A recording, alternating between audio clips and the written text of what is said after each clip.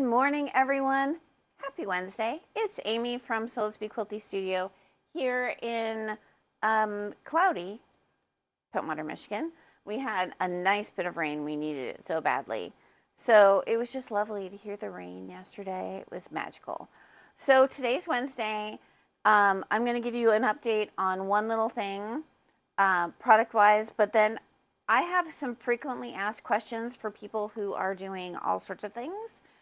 So we have questions for, vinyl and what is fussy cutting. So we're kind of going to dive into that a little bit and talk about it. And then for my So Let's Make a Bag people, we're going to show you a couple of tips and tricks for the bag this quarter, which is called Back to ... So we're going to kind of show you about that, because when I talk about certain things, I want you to really understand what I'm talking about. And if you don't understand what I'm saying, please ask a question, because I'm happy to answer any questions, and I love to give tips and tricks. So there you go. So last week we showed you Art Gallery Fabrics, Christmas at the Cabin, I believe it was called, Christmas at the Cabin, and so beautiful. So Mark is going to, at some point, pan up and show you. Oh, he's going to do it right now. So they sent us a digital panel, which is brilliant. It is not the size of the quilt, however. So they send us these digital panels so that as a shop owner, I can get it quilted, get it up, and up a little bit. There you go. So I can get it up and show you what that quilt looks like. So I sent it home with my lovely quilt helper and her mother, who's a good friend of mine. And so I sent them home with the backing per the quilt pattern that we cut out for. And she was like, she brought it back and she said, wow, there's so much extra backing material. And then we realized that they're sending us this digital panel so we can see what it looks like, but it's not to scale. So the actual quilt will be 80 inches by 80 inches, which is a good size quilt. It's called 'Tis the Season. I'm trying not to crinkle. So it's $130. It's 80 by 80. The kit includes everything to make the quilt and the specialty binding fabric that Art Gallery is doing right now, which is amazing. It's on the quilt in the back. Maybe Mark will get up there and do like seeing your finger and fingers again. So the binding has these little trucks on one side, and then on the other side is little candies, little peppermint candies. Can you see it? Mm-hmm. And then, so that was the side that they chose. Try not to crinkle. But there is another side that has the candy canes and the holly. So you can choose your own adventure. You can decide which one you want to do. So those are live on the website. They're $130. Everything you need for the quilt plus the binding. And it's half square triangles. I think probably putting it together would go together pretty quickly if you're like advanced, beginner, intermediate kind of quilter. And he's going to take it away so I don't touch it and crinkle it. So, right? So we're doing a couple of tutorials today. If I have a dramatic pause in between, Mark is trying to have a moment to break them up into individual things so we kind of understand. One more thing, booklet pouch. We're doing that as a class. It's on the website. So this is the one that is by Anila Hoy. And it is this is the big one. I need to show you the small one too. Maybe we'll do that next week. So you open it up and it has 4 pages that have vinyl. And we're going to talk about vinyl in a minute, so I kind of wanted to bring this out to show you. So this is the Sparkle Glitter Star Vinyl, which j'adore. It's so good. So we're doing this booklet pouch is great for, I mean, you could use this for so many things. So this little booklet pouch, the pattern comes in 2 sizes. This is a big one, and there's a small one that actually fits the small Aurifil thread. So if you're using it for a thread organizer, if I can speak today, then that would work just perfectly. So, so when I first started making bags, I was working with all sorts of vinyl, and I kind of had to learn a bunch of things about vinyl that what was really interesting. So the biggest teacher I had of vinyl was by Annie's, because their vinyl is lovely. So so we're going to talk about, am I doing a pause? I need to do a pause. Well, just, there you go. Okay.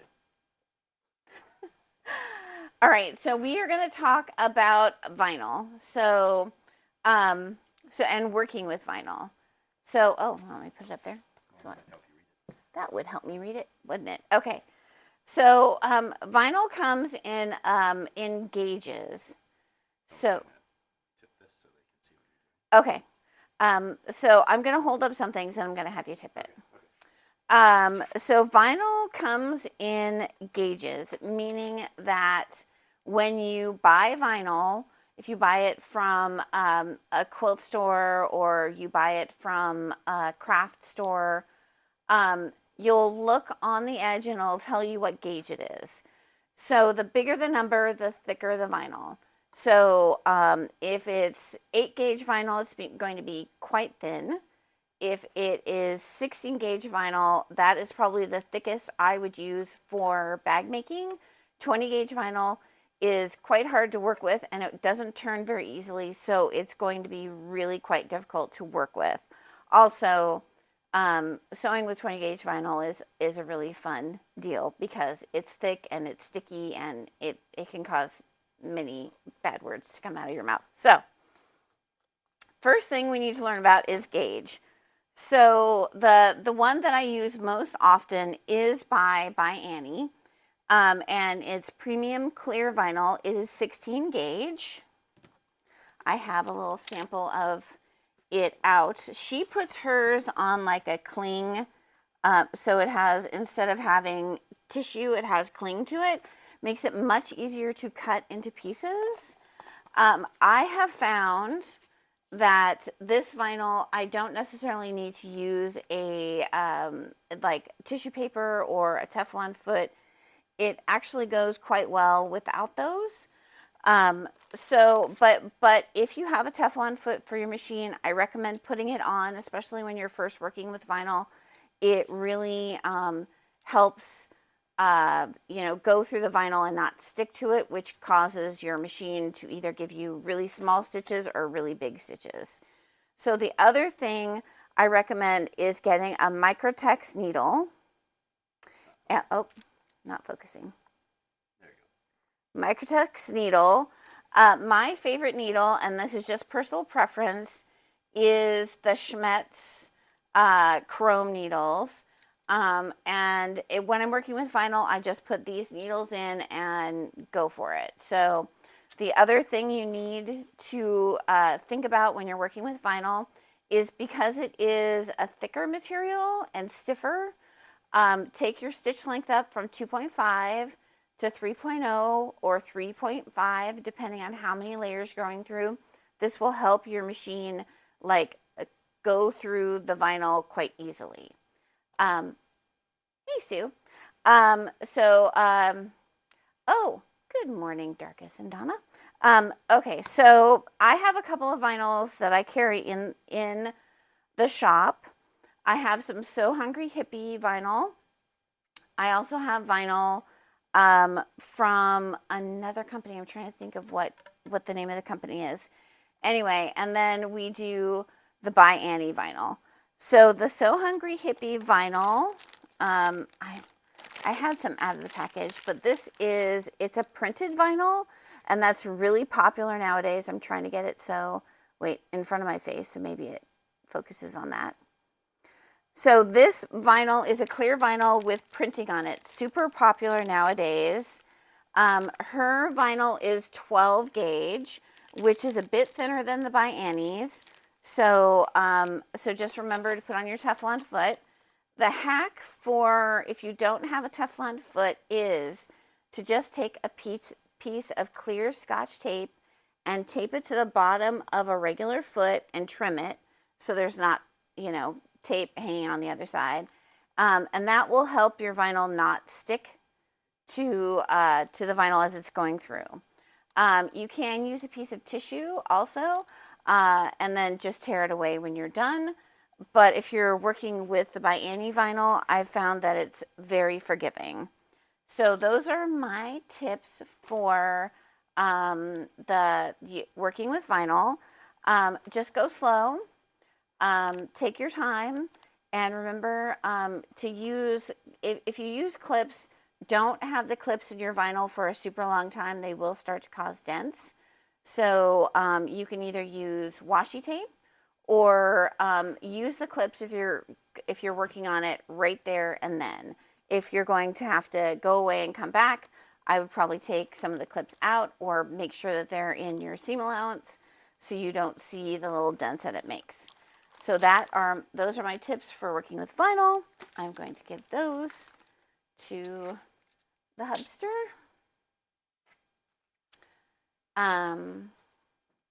We're going to do a dramatic pause. Okay. Okay, and then we're going to talk about fussy cutting. So when I talk about fussy cutting, what am I talking about? So fussy cutting is we're gonna use the tabby road as an example. So the tabby road has a specific motif on it, and when you're working with this, sometimes you want that motif to show up in a certain place on your project. So that is what we talk about when we talk about fussy cutting. We are trying to cut our piece of material so that the motif is ending up where we want it to be. So so I'm going to move this. I'm going to fold this in half and move this, and then I'm going to have Mark so I'm going to show some things that I fussy cut and why I did it. So, so the first one I'm going to show you is, this was part of So Let's Make a Bag. This is the Tiffany bag from Sally Tomato. Super cute bag, but I chose to use the Rifle Paper Company. I think it was called Adventureland, or yeah. So this was a super popular one, but I wanted Alice to be right there in between my handles. So I measured out where that might be, and I fussy cut her so she ended up right in the center. I also did that on my ends. So I had Alice on one side and her teapot and teacup on the other. And then I fussy cut, so I had the rabbit, and what was the other thing that was in there? I think it was just the rabbit that I wanted on there. So that was that. This is fussy cutting, so my skates ended up, so I got to see all the skates. So I fussy cut those. So so I wasn't ending up, like you can see at the top that there's bottom of the wheels. So I was just intentional about where I cut that strip. So I made sure that I could get.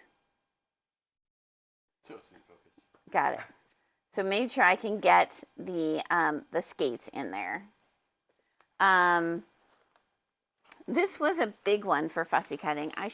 I'll bring in the quilt. I just need to finish 2 more rows on it, but I'll bring in the quilt that was for Nightshade. Is that focused? Yep.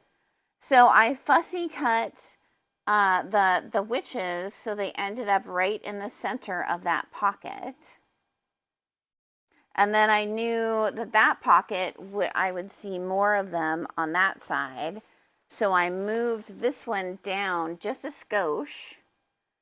So when when the flap came down, I'd still be able to see the witch I wanted to see. So that's a fussy cut. The last one is was this quarter's box. So I just fussy cut it. So I wanted 2 kitties showing up on each pocket.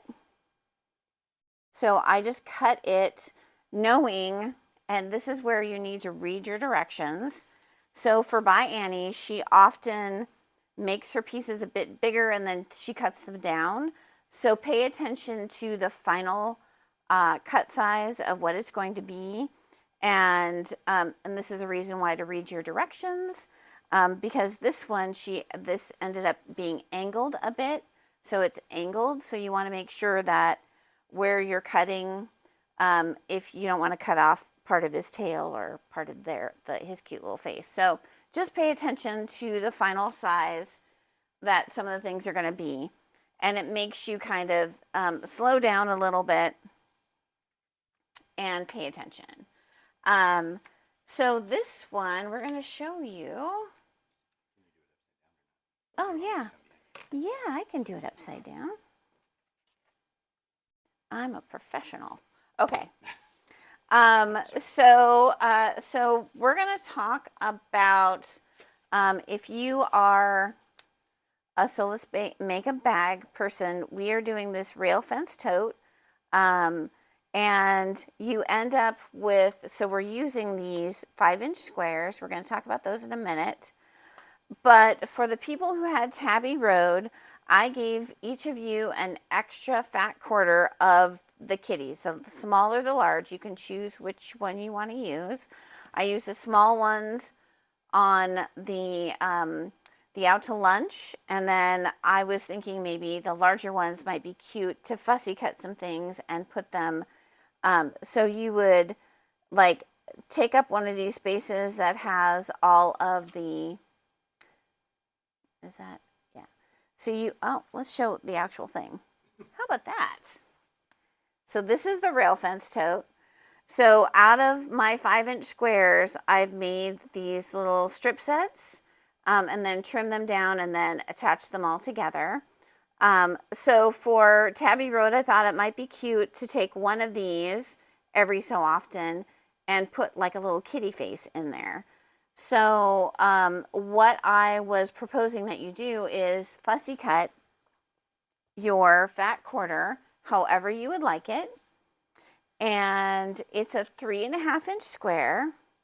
So I have a 4.5-inch ruler. I should have brought the lighted one. It would have been so much easier. Darn it. So there are a couple of ways that you can fussy cut. There is where you're just using your ruler. Is that a good one to do? Okay. You're just using your ruler and you're figuring out, how much of that kitty I can get in there. So, so this 3.5 is right here and right here. So if I kind of use my center diagonal and use that to kind of make sure I'm staying like level, because I'm putting it through the center of the motif. And then I kind of you're going to cut off 1/4 inch when you put the pieces together. So you kind of say, do I want an ear or do I want a foot? I think I want to be able to see all of his ears.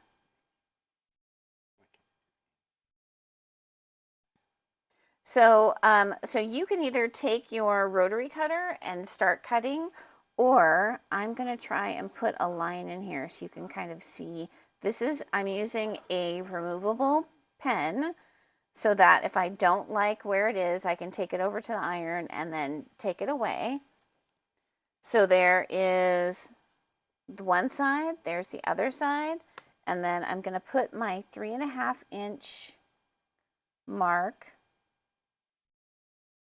right on these corners. And I'm going to put another mark right there.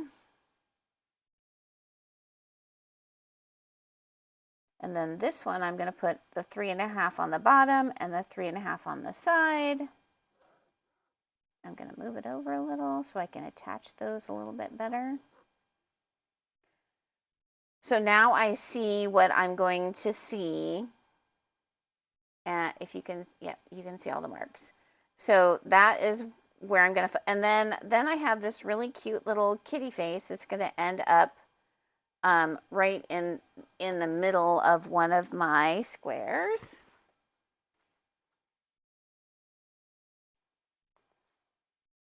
So one of these squares is going to end up being the kitty.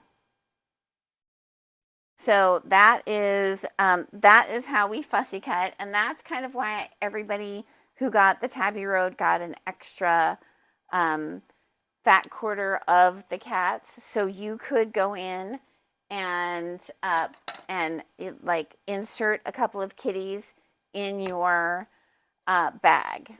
And it is an extra fat quarter, so if you decide not to, then you can just hoard the fat quarter. So totally up to you. As I say, it's kind of a choose your own adventure. So that is that. And then the other thing I get asked a bit is when we are cutting a,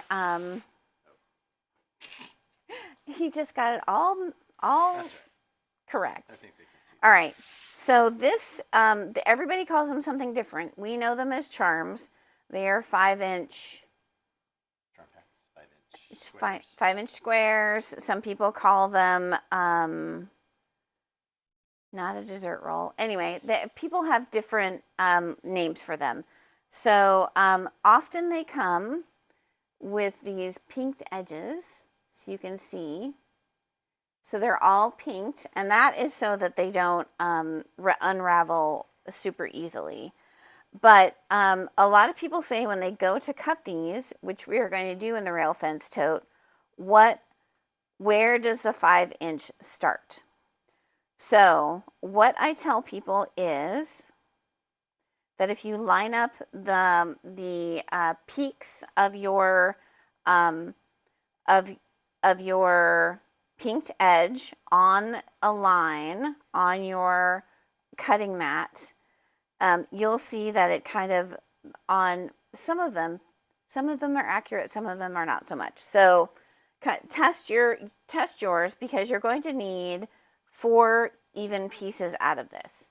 So I find it easier to line up one peaked edge on a line and then take my ruler and I am going to trim the other edge so I have a nice straight edge on the other side. So I'm making sure I still have 5 inches. I'm taking off the stressful bit, which is the part where we don't know where we're measuring. And then when I cut these to the correct size, I have a straight edge to cut them on. So that is the easiest way to take away the stress of not knowing where your pinked edge is. I kind of take out my squares and I make sure that they're a little over 5 inches before I start cutting. So if I get to this edge, I know that the peak of this is where I want to be like the flat edge of my 1/4 inch. So as I am using my 1/4 inch foot, I am making sure I'm riding along the peak of that pinked edge on that one edge. But all the other will be square, and then it will be less stressful for everyone. So that is that's my tip for that. I told you about the class that's coming up. We have the Firefly tote coming up on Friday. Oh, we're going to do something with that.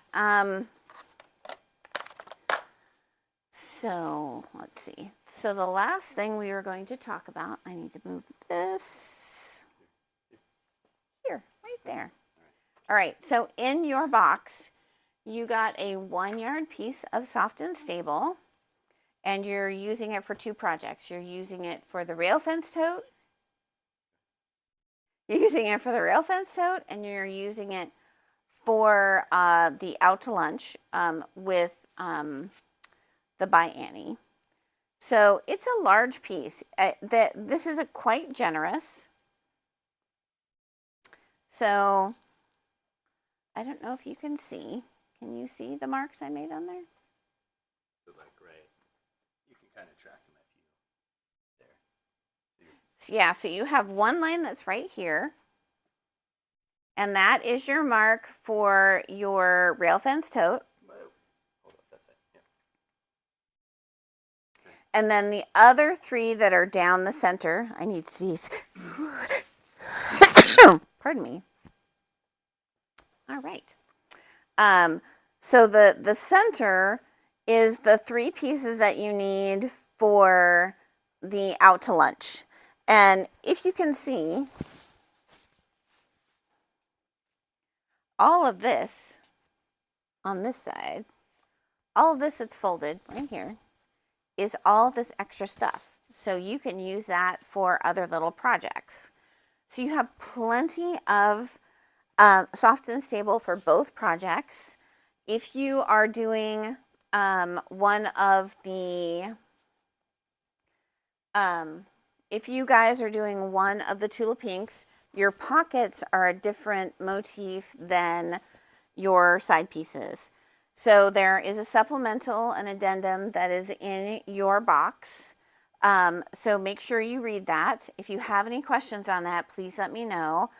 But you're going to be cutting out your pockets separately. And then the cutting instructions are in your addendum for that. So please check that out.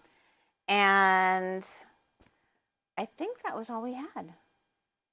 Did we end up doing 4 tutorials in a very fast amount of time? If you have questions, please let me know. Please put them in the comments and we will make sure to get back to you. There is a Sew Let's Make a Bag sew day and it's coming up. It is